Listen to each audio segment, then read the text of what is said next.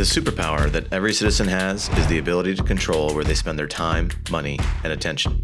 By focusing these on supporting local businesses, you are having a profound impact on your friends, your family, and your local community. So if you want to change the world, you can start with buying local. Welcome back, everyone, to Buying Local. I'm your host, Michael Nelson, here over at Five Towers Media, and I am joined today by Chris Mast from the Car Shoppe. And you guys actually have a few locations, right? 3 locations. Yeah, we have 3 locations now, 2 in Queensbury, 1 in Malta. That's awesome. 2 for sales and 1 that's just service. And it's just service. Yeah. And that's the one over by Starbucks, right? It's Yes, just next service. to the Starbucks. Yep. Yeah. Exactly. I actually, we're sitting here because I had gone to a Chamber of Commerce ribbon cutting for the one right next to the Great Escape. Yep. And but I had stopped at the one next to the Starbucks, and I walked in and by accident. Yeah, by accident. And I was like, I'm here for the ribbon cutting. The guy's like, I think you might be in the wrong place. So, and now you just opened up the one in Malta. Is that what you? Yeah, like we just took over the property the end of January.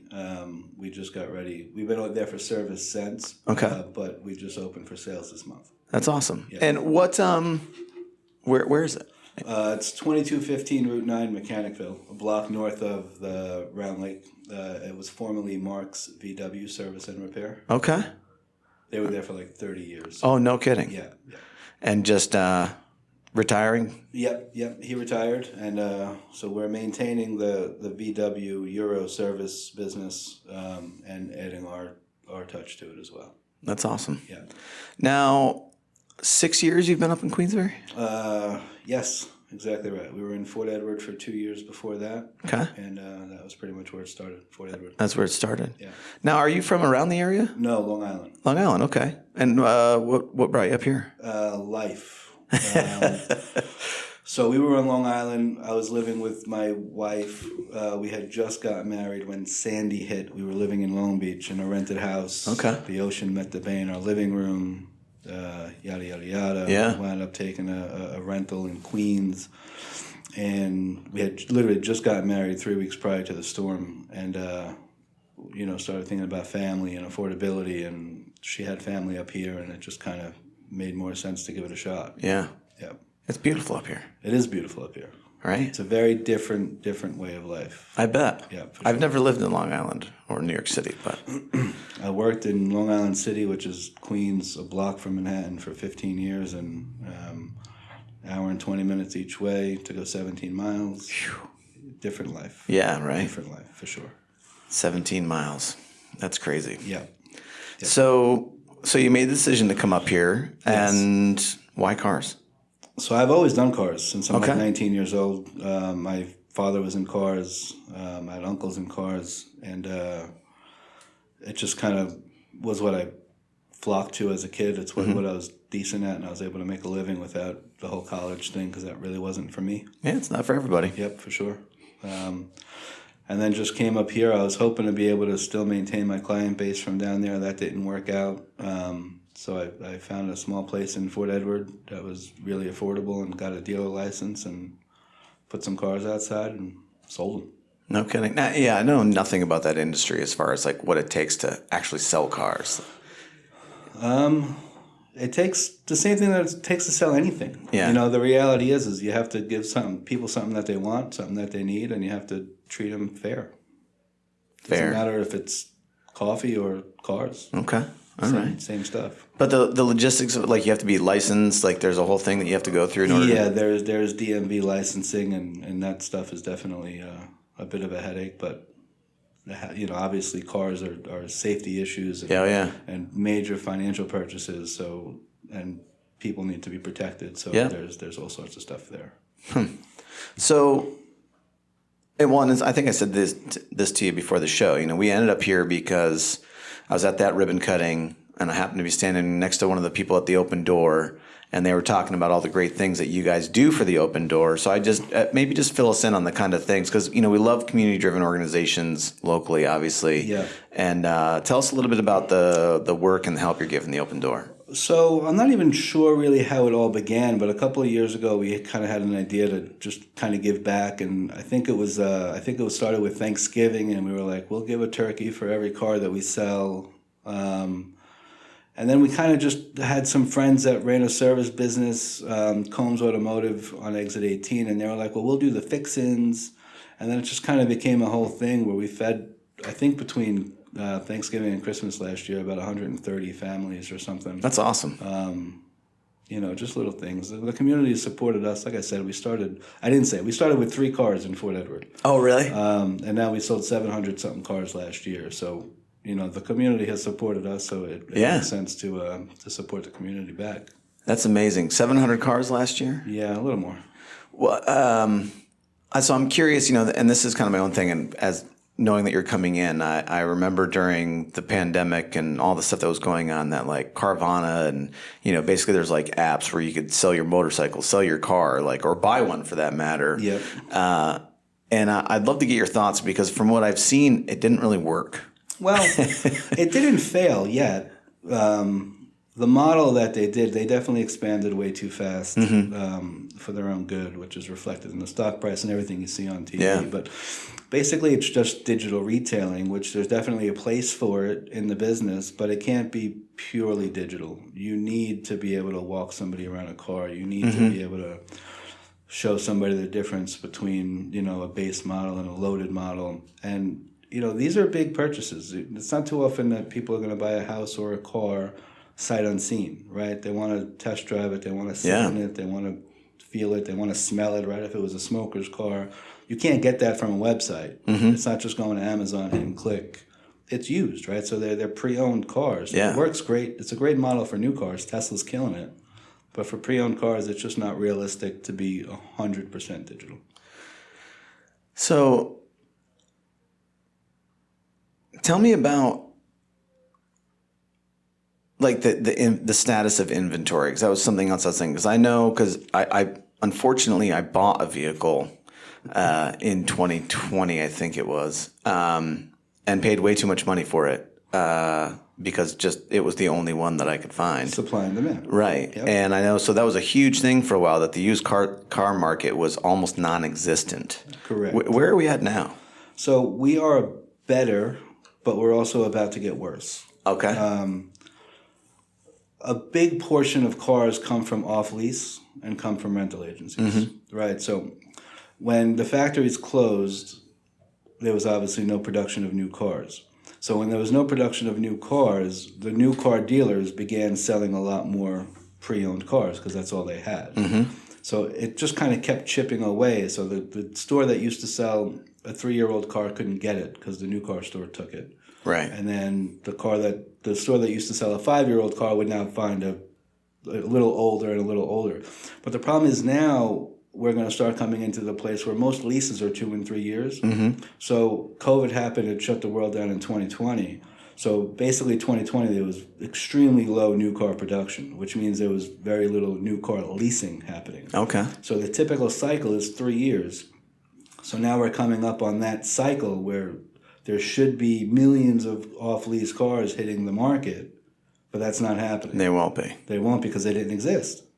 Interesting. So it's going to take really another 3 years for the inventory situation to be quote-unquote normal again, if the new car manufacturers go back to their old way of flooding inventory. They learned, though, that when you flood in, they always knew if you flood inventory, you have to put rebates on cars. Sure. And rebates can be big, $2,000, $3,000, $4,000, $5,000, $8,000. And what they realized during COVID, and because of COVID, is that they can make the same money or more selling half the cars. Right. Yeah. So the question is going to be, are they going to flood the market again? Yeah. Old dogs, new tricks. I believe they will. I believe that at the end of the day, they will want numbers, and they get service money and parts money, and the more cars on the road. They want to sell 1 million units, not 500,000 units. Regardless of the profit margin. Yeah. That's my belief. I think it will come back to that. There's a lot of conversation in the industry about which way that's going to go. Yeah. Some of the big guys, Ford, GM, are trying to do this model where it's like direct to consumer, trying to go with the Tesla model, but we'll see. And that was, Was there legislation that was passed in order to make that happen? Like, I remember seeing something about... There's franchise laws that make things really difficult. But so like Ford, for example, is trying to separate their EV division from their regular division. So that'll bypass the franchise laws, right? Because it won't be part of the franchise, right? And they can sell direct to consumer. Sell direct to consumer. But they can't do that with their trucks. They have to go through a dealer. Well, if it's an EV, so if they achieve their goal, and they will be able to, because if it's an EV, then that'll be under a separate umbrella. But for their current gas-powered ones, though, they have to go through a dealer? They have to, correct. Yeah. Yes. Yeah, I remember seeing something about that where it was, you know, it's the franchise laws. Right. So you can't sell a franchise and then say, I'm going to sell a car and compete with you. And compete with you, right. Yeah. So that's where the tricky stuff comes into place. Tesla doesn't have that issue because they don't have franchises. Yeah. Right, so it's just a direct-to-consumer model. Yeah, it's interesting. But if there's all these mandates about EV... and by 2035, every car in California needs to be an EV, then what is the guy that owns a $50 million Ford store going to do in California? Right. Well, that was become a really big used car dealership. Right. Well, yeah, right. That's where you have to go at that point. You have to go, yeah. There's not even an option. Is that you're no longer going to get the franchise. Well, you have a franchise, but they just don't make those vehicles anymore. You have a franchise that's worthless. Yeah. I bet they're excited about that. I bet you they're scared. I would be very That's scared. crazy. Yep. I mean, how easy is it to go from a new car market to a used car market from a sales standpoint? I mean, if you're an operator, you're an operator. And most new car operators are used car guys anyway. But the value is in the franchise. Yeah. You know? Yeah. So you can only get a Ford from a Ford store. So if people have to come to you. People have to go. If I want to, there's value. If I want a Wrangler, I got to go to the Chrysler guys, right? Yeah. So there's huge value in that. So if they're going to just dilute the value of that, that's going to create issues. And again, we'll see what happens. But that's a lot of conversation in the industry from a new car perspective right now. I'm fascinated by it to see what's going to happen. You know, it's just... I'm fascinated to see what's going to happen with the EV mandates. Yeah. That's a whole nother separate, conversation. But that's... we don't have a grid that can maintain that or handle that. So that's problem number one. Yeah, it's a big problem. We recently had Andy from Blue Flame, and we had Joe Cerrone from Cerrone Plumbing and Heating on the show talking about the heat pump mandates. Yep. Similar thing, right? Where they're talking about, and I don't think that people are realizing this, but there's so many people that when they go to get that heat pump, their electrical system, forget the major grid problems, just their house cannot handle the heat pump without a whole electrical upgrade on the service and everything else, right? Correct. And those EV cars are going to have the same problem. So now you've got a house that can't handle a heat pump. Now you got to add a heat pump and an electric vehicle charging station to it. And that means like what, a 400 amp service? And I don't even know anything about that stuff, right? But the grid can't handle it. I mean, and then there's the grid at large that can't handle that. Yeah. Let alone just each individual household. When you look at the number of houses in the area and how they're set up, like, so we live on an old farm out in Greenfield Center, right? And this is what we were talking about. And there is not an electric heat pump system that will take care of our house, right? Without spending almost as much as we spend on the house. It's ridiculous. And then you look at trying to now, again, add a station for charging your vehicle. Yeah. And guess what? We're not a one-car household. Right. We're a two-car household, and I've got an 18-year-old, and I've got a 14-year-old, and I got a 12-year-old. And so, how are we going to charge 6 cars? Right. Right. And these it's such a fascinating thing, and I just keep asking the question of how come no one's having that conversation at like. Then we're gonna, if we go down that rabbit hole, we're gonna go into politics. Well, we don't have to go all of that. You know what I mean? But that's the reality. The reality is people are talking about it, but the media is not talking about it. The mass media is not talking about it because it doesn't fit the narrative that they're trying to push, and we'll walk into the problems that we walk into, and then they'll unwind and they'll pause and they'll stall, but they'll keep pushing the mandates, and then it looks good for headlines. I guess that's their base, their voter base, and it sounds good, it looks good, it goes across the New York Times, right? California did this, boom, and then whatever. Yeah, it's interesting. Like I said, it's good television watching it all unfold. It is definitely, but the problem is that it's the sort of children are going to live in. Yeah. So Yeah. I have an 8 and a 5-year-old. You have more than me, and they're older, so they're walking into the world sooner than mine are. Yeah, it's crazy. It's going to be interesting. Yes. Yes, sure. it is. So, and I don't want to keep you here all day, but I had like 100 questions I could ask you. So, from a growth standpoint, so you like, what a great story, right? You start with 3 cars in Fort Edward. Yep. You're there for 2 years, you said. Yep, give or take. Grew into, and then you moved to Queensbury, right next to the Great Escape. Okay, that was your second shop. That was the second location. And that used to be Mountain View? Mountainside Auto and Mountainside Transmission. Yeah. Yep. And then you added the service shop by Starbucks. We took the service because we just needed the space. I mean, we couldn't. We grew so fast that we outgrew our shop. Yeah. We didn't own the property, so we weren't going to make major improvements to it. That place was available. It became available, so we kind of worked it out. And then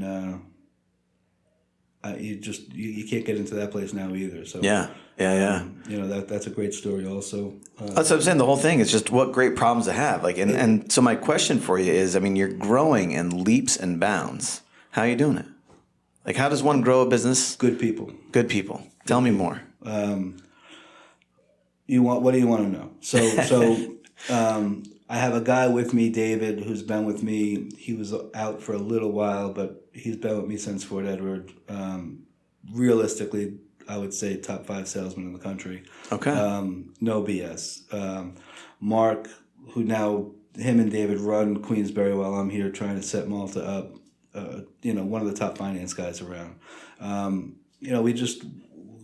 We give people the tools to do what they want to do and allow them the freedom and the creativity to be who they are, and they've just been crushing it. That's awesome. And then service, we hired Tommy from. He used to work at a place around the corner, the warehouse. I won't say the full name, but sure. He brought his client base over to run in the service department, and now you can't get into the service department. Yeah. If you drive past it, you see it looks like a shopping mall in that place. It's crazy. It's interesting because there used to be before you were there was I can't remember the name of it was. Doesn't matter, but there was a dealer a while back. Yeah. And then there was an Amco that was there for like a year. Yeah. And he probably didn't service 8 customers in the year he was there. And then he went out, and then we took it. Okay. And I remember when the dealer was there, and I always thought it was crazy that they didn't offer any service whatsoever. Yeah. Because I would think that those two things go hand in hand, right? You're going to sell a car, and then you're going to service the car. They do. So they also had another separate service location. Oh, okay. In Glens Falls. But, space is an issue, and overhead's an issue. And, when you're selling cars, as a used car, we're in New York, right? So there's a lot of legality about how the car has to leave the dealership, and nobody's perfect. So we do our best, and then we miss stuff, or things break a day, a week, a month, a year later, and you have to service your customers. So it gets to a point where you need to decide either you're going to get cars ready for sale, or you're going to fix Lucy's car. Right. Right, so if you only have so many lifts, that becomes Oh, a question okay, that that makes you sense. have to ask. So Yeah. am I going to do right by Lucy, or am I going to sell a car to Mike? Yeah. And when you have to make that choice, you can't do that. So then you have to add. Then you need more space. It's so interesting. So that's why we took Aviation Road. Yeah. Because we couldn't do those two things in a proper way. It's interesting you say that too, because I know, even just from a marketing standpoint, like we are constantly in I don't want to say a battle, but we're constantly looking to solve the problem of, hey, we need to continue to add new clients to the mix, but we also need to take great care of the current clients we have. And you only have so many resources. And I never thought of it in that fashion. So I didn't either, because I was never a used car guy. Yeah. So this was all on the fly for me. Okay. I was a new car guy 15 years. I was a broker, which is not a thing up here, but it's a thing downstate. Okay. So I had really very, very limited knowledge of used cars when I started. Interesting. Yeah. So how did you identify the fact that you needed to figure that out? I need to sell cars every day, but I also need to take care of my customer base and service them. It was a bottleneck. You couldn't, so in Queensbury, the main location, we have 5 lifts. Mm-hmm. So if we're selling 50 cars, you have to obviously service those 50 cars before you could sell them. But then when Lucy comes in and her car's broken, you have to fix it. So you literally, you can't just think about it. It punches you in the face. Right? You have Mike Colin saying, "What time is my car going to be ready?" And you have Lucy pulling in saying, "My car's broken. You got to fix it." Yeah. So what do? Yeah. Solve it. Only not solve it. Add space. That's love it. It's one of my favorite things about business, about entrepreneurs, is that all they do is solve problems. Every day, man. 100%. It's like, and so when I get into conversations and people are like, well, what are you going to do with this? And I'm like, hey, listen, and kind of like you said, right? Like I'm just, when that problem comes, I'm going to fix it and I'm going to move on to the next one and so on and so on. But yep. It's the FitFo mentality. It's figure it the F out. Yeah. That's it. That's it. 100%. That's it. That's great stuff, man. So, so you got great people, you're adding business and then opportunities. So, where does it end? Are you going to continue to look for more locations, continue to grow the empire? It's not an empire. Who knows what tomorrow holds? Yeah. I wasn't really looking to add a location in Malta. We were trying to expand in Queensbury and shift everything to one location. We had opportunity. We were 30 minutes from closing on a 15,000 square foot property, and 30 minutes before closing, the deal fell apart. Oof. Not because of me, because Sure. of the seller. And, they had some family issues and whatever. Yeah, things happen. And things happen, and so I was talking to a friend of mine who's in real estate, and I said, find me something that's turnkey, that I could be selling cars in 60 days. Yeah. And 3 days later, he sent me Mark's VW. I have to think. So this is a conversation I've found myself in recently quite a lot, is that there are a lot of people looking to retire, and there's no legacy plan. Correct. And it's not a single industry. It's just the fact that there is a large amount of baby boomers that are getting ready to retire, and they don't have kids that want to take the business over. And so I think that's part of it. I think another part of it is that it used to be much easier to start a business, I think. And I think that it used to be people that had trades or crafts would start a business not being a business person. And they just basically had themselves a job where they were their own boss. Yeah. And because they weren't necessarily business people, and not to say they didn't have a good business, but they weren't business people, so they didn't have these plans in store. They didn't set stuff up for the future. So now they wake up and they're 60 or 70 or whatever, and they're like, what am I going to do? And they just, they sell or they walk away or... Yeah. I think part of it's legacy planning. I think part of it's just not being a business person. And I think it's much more difficult now to be in business if you're not a business person. Everything just comes so fast. And fast. If you're not thinking, your head on a spit, if you're not everywhere, I think it's very difficult. That's my business partner Chad says all the time. He's like, I'm acting like a carpenter, man. I'm thinking a few steps ahead all the time. It's the only way to do it. And you do, because things are moving quick. And everything changes. Everything changes so fast. Oh yeah. We think about technology, we think about legislation. I mean, everything just changes so fast. So if you're not, and then obviously COVID. I mean, all the stuff that in the last 5 years that's different than what it was 5 years ago. If you really put it on paper, you'd be really overwhelmed. Yeah. Some days I am. Same here. So if someone's interested in finding you guys, maybe looking you up for a car or service, I mean, where do they find you? 518ezfinance.com, the letter E like echo, Z like zebra. Queensbury, Malta.